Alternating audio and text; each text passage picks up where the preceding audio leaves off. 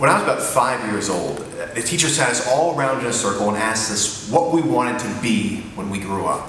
It's a pretty standard question, and the answers were pretty standard too. We had a lot of astronauts, we had a lot of professional athletes, but this one kid, Gary Cunningham, he stood up and he said, "I want to be a dog."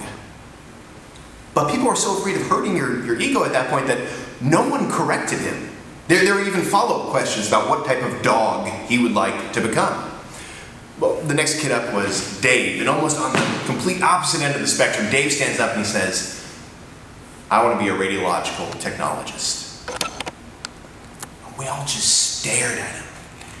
It was the most sensible thing ever said by a 5-year-old. Ever. The teacher said, "Well, why?" And he said, "It's a good paying job, it has excellent health benefits, and it requires only 2 years of education beyond high school." Well, when my turn came, I stood up and I said I wanted to be a scientist. I was still a few years out from my first major scientific discovery, which was that I was terrible at science. But as time went on, my plans changed about 1,000,000 times, and finally, as I was getting ready to graduate from college, I knew I wanted to be a writer. But I understood all writers have to have day jobs, so I went out and I found a really great day job with this big, ritzy East Coast private high school as their assistant janitor.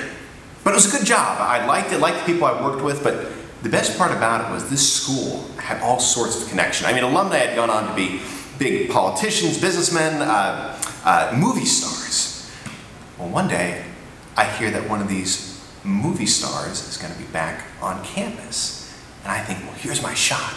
See, I just finished writing what I considered to be my masterpiece, a new screenplay. And I thought, if I can just run into this guy, hand him the screenplay, he'll take it back to Hollywood, get the movie made, and I'll be set. So all week I carried the screenplay on me, just hoping I could find this guy. And finally, that Friday, I walk into the dining hall and I see him. I'm at one of the dining hall, he's all the way at the other end. I don't want to name drop or anything by telling you who he was, so I'm just going to call this guy Hollywood. So I see Hollywood there, but just as I see him, he turns, he starts going the other way. So I start walking after him, but I'm going fast, I'm doing one of those kind of weird walk, run kind of things, and I don't see the chair in front of me. And just as I go out to call his name and say, "Hollywood," my foot catches on the chair and I twist my ankle as I go down, so that what comes out instead of his name are words that you're not supposed to say in school or church or anywhere really outside of maybe a bar full of pirates. And everything happening in that dining hall stops and they turn to stare at me. I don't want to admit that I've just done something so stupid as to sprain my ankle, and so I try and smile and keep moving forward, but now I'm limping really bad and I'm smiling really big, and none of it helps me look any less crazy. But finally, I reach Hollywood, and I've had this speech prepared in my head all day. I pull out the screenplay. I wish I could tell you who this guy was, but I'm not going to name drop, so I say, "Here." And Hollywood takes the screenplay.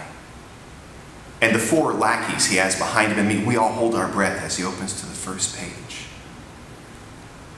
And the second page. And then he looks up at me, and if you've ever had someone say something to you and it changes your whole life. He looked at me and he said, "No," which gave me a lot to think about as I drove myself to the hospital. But when I got to the hospital to have my ankle checked out, who should be my x-ray tech but Dave? I said, "Dave, you made it, you're an x-ray tech." And he said, "Yes, I know." I said, "How do you like it?" He said, "It's a good paying job, has excellent health benefits, and it required only 2 years of education beyond high school." So he looks at my ankle and we talk a little bit. And so I said, "Have you run into anyone else from school?" And he says, "Oh yes. Gary Cunningham was in here last week." I said, "Gary?